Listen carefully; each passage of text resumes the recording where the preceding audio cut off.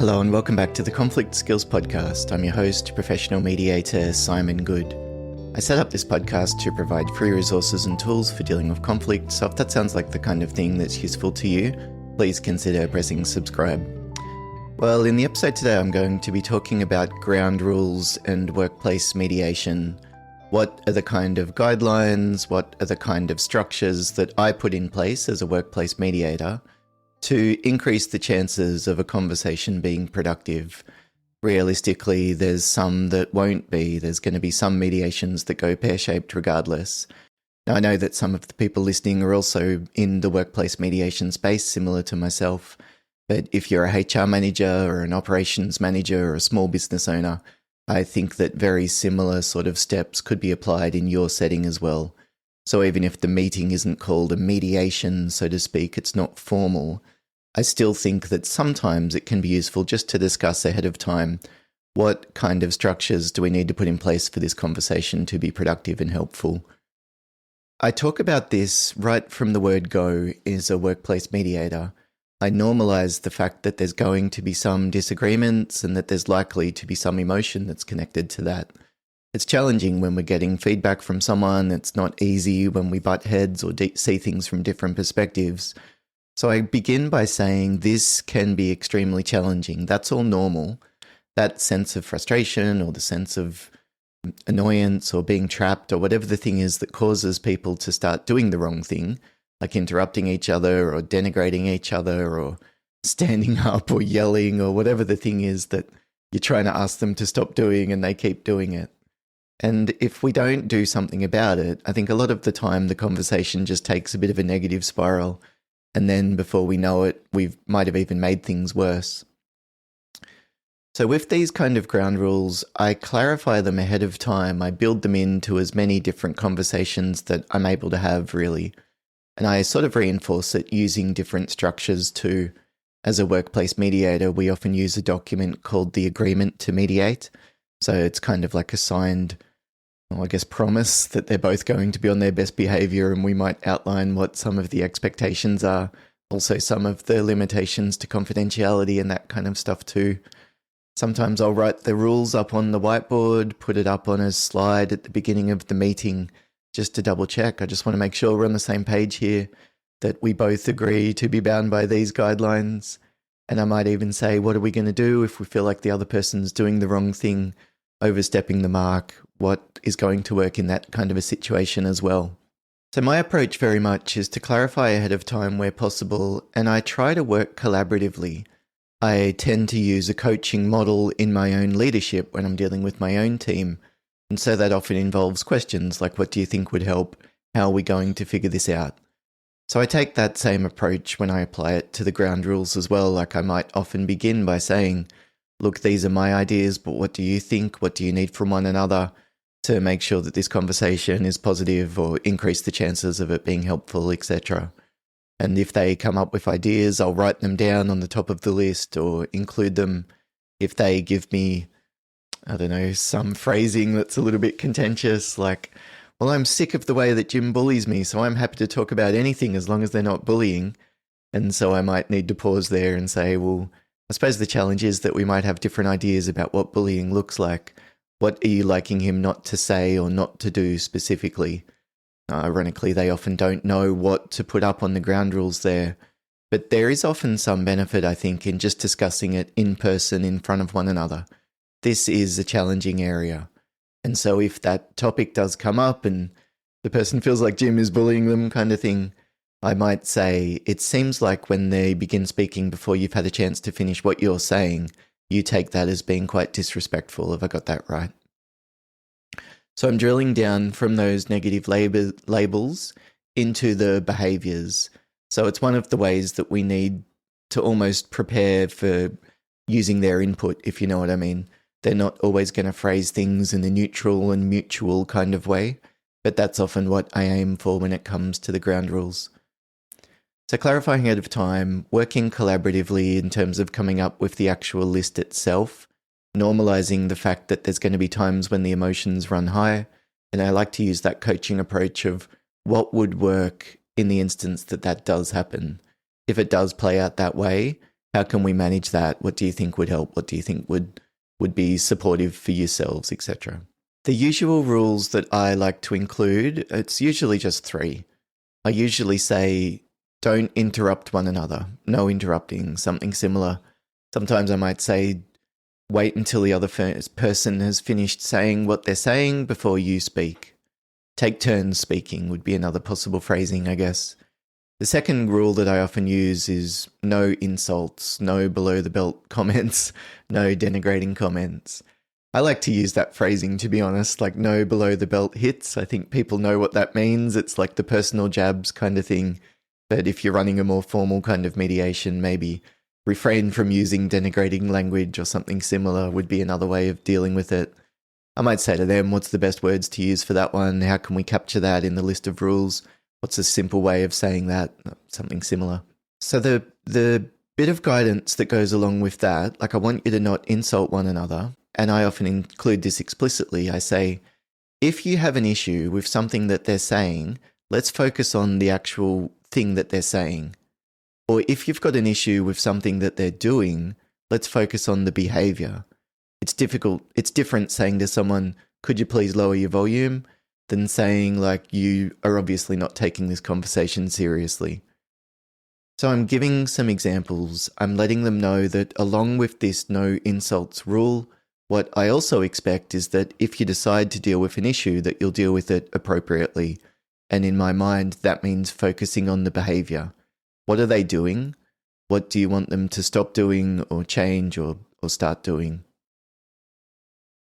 The third rule that I often like to include in most workplace mediations, and this is kind of an unusual one, I think, is that I often write something like, don't mind read, don't make assumptions. And I often say something like, look, we can't read people's minds. You both know each other, and so you've probably got some idea of what's going on in the other person's head, what their motivations are, what their thinking is. But the truth is that every situation that they're in, they're going to be thinking slightly differently. And if we paint the other person in the mediation with a very black and white brush that they're all wrong or all bad, it really limits the options that we've got for developing a more positive relationship. So no mind reading, and that basically means not making assumptions about what the other person's thinking or saying. If you think that something's ambiguous or even something that you disagree with, the first step that we should take is clarifying. Are you saying this? Could you explain that in a different way? Could you talk a bit more about this area? I don't know that I'm following where you're coming from yet. So they're my rules. Don't interrupt, respectful language or no insults, and then no mind reading or let's refrain from assumptions or whatever you want to do about that one. It might just be saying try to listen to what the other person's saying or give the other person a chance to express their point of view before judging it or criticizing it. Now, in some workplace mediations, the other rule that I often include is something to do with confidentiality. Sometimes there's an HR manager, or because of some duty of care or something, there is going to be another party that gets access to some of the information from the mediation. So I just like to outline all of that clearly ahead of time. This is what will be done from my notes or from the agreement or whatever. This is who it will be shared with, etc., just so that we're all on the same page about that. If there's limitations to my confidentiality because of duty of care or mandatory reporter guidelines or something similar, like child protection issues is another area, I don't keep those things confidential. So I just like to let people know that, broadly speaking, what you say will be kept private. The exceptions to that are the following, and then I'll outline it. Now, if it's a contentious kind of case, if the people aren't speaking to each other before I go in, or if I've met them separately and they just absolutely despise one another, there's a few, I guess, tweaks or options that I particularly focus on. First, I want to make sure that there's separate rooms available so that if I need to separate them, if they can't stop interrupting each other or can't stop insulting each other, then I'll take them to separate rooms. I'll give them a chance to cool off typically, and then I might even go between them for a little while. Okay, that got a bit heated, didn't it? Let's just take stock of where everything's up to, where your head's at, and then we can figure out what's going to work if we decide to go back and continue. So it's if we decide to go back and continue. I'm coaching them around what they need to do to manage the stress of what's going on right now.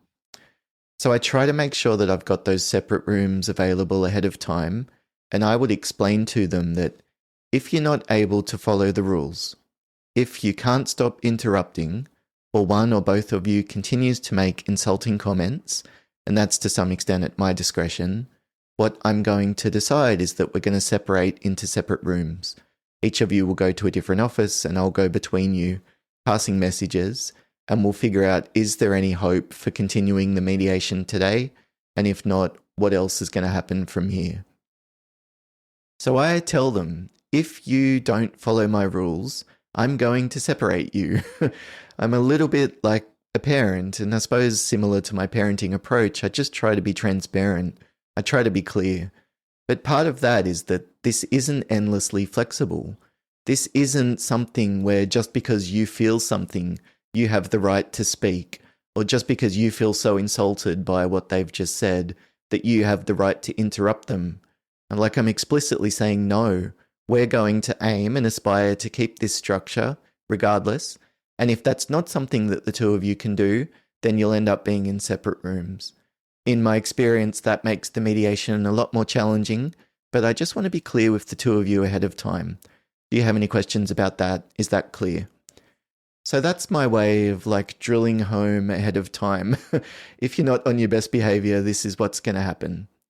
For those more contentious kind of cases, I might also write the rules up on the whiteboard, like the no interrupting, no insults, that kind of thing. I'll write it up on the top right-hand corner usually myself. And then on the left, I often have the date and some summary of the meeting or whatever. And then I might begin by coming up with an agenda under that. But the ground rules stay where they are over on the right-hand side. And sometimes I might even use a whiteboard marker to point at one of the rules to remind them of, I just want to double check, this is what we agreed to.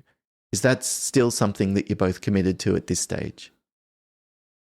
I also use a firmer kind of structure when it comes to those more contentious kind of cases. Like sometimes I go in and there's reasonably okay rapport between the two people that are involved in the conflict. They might have quite different perspectives about what should happen about one aspect of their work, but it's not like they really hate each other. But sometimes they really do. They loathe each other. They despise each other. And so in those kind of instances, I often use a much more firm structure. So in the less contentious cases, I might say, look, I'd like to hear from you both about what's been going on. Can you give me an idea of where things are at from your perspective? What are some of the major events that have led up to that? And what you think, what you would like to be different moving forward? So that's very open-ended, and I don't usually mind if they get in a few different low blow kind of jabs or a joke, or there's some emotions that run high or something.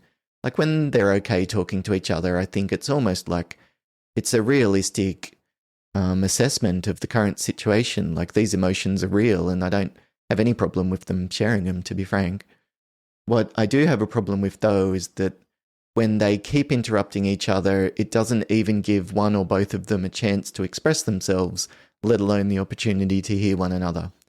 So when there's more arguments, when there's more vitriol, I might say, at the beginning of the meeting, I'm going to give you both 2 to 3 minutes to speak. I'd like you to explain your perspective on your working relationship, and I'd like to know what are the topics that you want to discuss today. While you're speaking, I'm going to ask the other person to be quiet and listen. I'm going to play it back to you, make sure that I've got it right, and then I'm going to open up the floor to the other person. I'll give them 2 or 3 minutes to speak. I'd like them to outline things from their perspective, what they would like to talk about in the meeting today. And while that's happening, I'm going to ask you to be quiet. Is that clear? Do either of you have any questions about that before we move forward? So it's quite structured. Like I might even get my watch out and use a timer. And I do not allow any interrupting in that initial phrase if that's the approach that I've taken. Often I'm thinking that I need to establish my authority as the mediator. And so I might say, I beg your pardon, look, I'll just get you to hold on to that for one moment. Sarah, could you continue what you were saying? Or Jim, would you mind just continue what you were saying for now? I've jotted down that note. I've taken note of that. For now, let's just continue on hearing from each of your perspectives in this opening statement. and then we can see where we can get to coming up with an agenda. So it's very structured, timed opening statements. You are not going to speak while the other person's speaking. And I sometimes I think I'm prepared to have a little bit of an arm wrestle with a manager or something if there's a bit of a power play going on and they want to try and intimidate me or manipulate me. Like, I'm not against them. I'm trying to work collaboratively as much as possible. But as the mediator, you do need to be the one that's in charge of the process. So that much more firm structure. Then I use a much more firm structure coming up with the agenda. Just looking through the notes of what you've both said, I've noticed that this and this and this seem to be topics that would be useful for you to discuss. What's the best way to phrase that first one? How can I put that up there on the agenda? What's the best way to say that? So I'm very, very focused. It's like, we are coming up with this agenda topic. Let's work together. What's the best way to capture that, etc. I don't usually allow a lot of silence at the beginning of those kind of mediations either. I kind of like to just continue narrating. Okay, well, let me just grab the marker. I might use blue for the agenda and then we can use black for the notes. That might work well. Okay, now, Sarah, you talked about this and this. I'm wondering if maybe I could put that up on the agenda as this, this, this. How does that sit with you? James, is that something that you're prepared to discuss? Obviously, you're going to have different perspectives on each of these points, but are these topics that you would at least be prepared to open up some conversation in the mediation today? So that's my style. I'm very verbose and wordy like usual. I sort of like to just keep speaking because I don't like the awkward downtime when they're sitting there staring at each other or feeling like they're going to vomit or whatever's going on for them internally that I'm obviously not aware of 100%. And then when we get to the topics on the agenda, I often bounce between them in quite a structured way. I'll ask you first to speak about this topic, since you were the one that put it on the agenda. And then I'll give them a few minutes and I'll say, well, thank you for that. Sarah, what do you make of that? What Jim's just shared? It sounds like for him it was a little bit like this. Was it similar to you, or did you have a different experience? So I'm really like, it's your turn, now it's your turn, now it's your turn, now it's your turn. Whereas in other mediations where there's a better rapport, I might just say, well, what do the two of you make of this? What options have you tried? What other people are involved? What do you think would work, etc.? It's much more flexible, much more open-ended, at least in terms of the way that I think about it. The last option that we've got is an agreement to mediate. This is like a document that we might ask parties to sign ahead of time. Some agreements to mediate that mediators use are very, very simple. It really just says, we agree to both spend time talking about the following topics. That will involve sharing our perspective as well as listening to each other. And our mutual goal is to develop some strategies that are going to work for improving team dynamics moving forward, or something similar. Like, it's just a few sentences and dot points, really. And then you might outline the ground rules. We agree to the following guidelines in terms of the way that we will act during the mediation. And then you can outline those rules. Now, if it's a contentious kind of case, I might outline those rules reasonably explicitly. No interrupting. This means letting the other person finish saying what they're saying before we speak. And then we might even include a final ground rule in that agreement to mediate that says, we agree to follow the directions of the mediator. And I often include sections around that I can make a decision to stop the mediation if that's a judgment that I reach, that I have the option to share some information with the HR manager or the business owner in the case of these kind of issues, like a concern about staff wellbeing or whatever else it might be. Like, it really does depend on the situation. And if you're a HR manager, you might not use a very formal kind of agreement to mediate, but you could send out an email ahead of time, for example. Just, here's a draft agenda based on some of the information that you've both given me. Here's what I was thinking in terms of ground rules and guidelines for the conversation itself. Let me know how that sits with you. Does that sound like something that you're willing to agree to? So with all these rules, it's not, are you happy with that? Does that make sense? Like, that's just so grating for people to be asked that kind of thing, especially when they disagree with it or they think that you're being like kind of ridiculous. Whereas just saying, is that something you're prepared to agree to? It's much more of a neutral way of phrasing it. I'm not sitting there with the pom-poms cheerleading and saying, you should treat each other with respect. It's so amazing. but I am saying for this meeting to be productive, this is what's going to be required. And then either informally, how does that sit with the two of you? Or more explicitly, can I please ask you both to respond and just confirm that that is something that you're willing to agree to? But I don't know, like as usual, this is just me and my approach. I'm not an overly formal kind of mediator in a lot of ways. I have much more of a focus on the relationship typically. I know some people though, they're even less formal than me. They might be doing mediations outside in a park and they're not doing structured pre-mediations or taking case notes or any of that kind of thing. But anyway, I hope that hearing some of my ideas and some of my thoughts might have triggered some ideas, or there could be a few bits and pieces that you can translate to your own experience wherever you are. But I'd love to know if it has been helpful for you. If you've got feedback or maybe even an idea for a future episode of the podcast, you can shoot me an email. It's podcast@simongoode.com. But otherwise, thank you very much for listening. If you'd like more resources and tools for dealing with conflict, particularly workplace conflict, please consider pressing subscribe. And otherwise, thank you. I'll hopefully see you again in a future episode of the Conflict Skills Podcasts.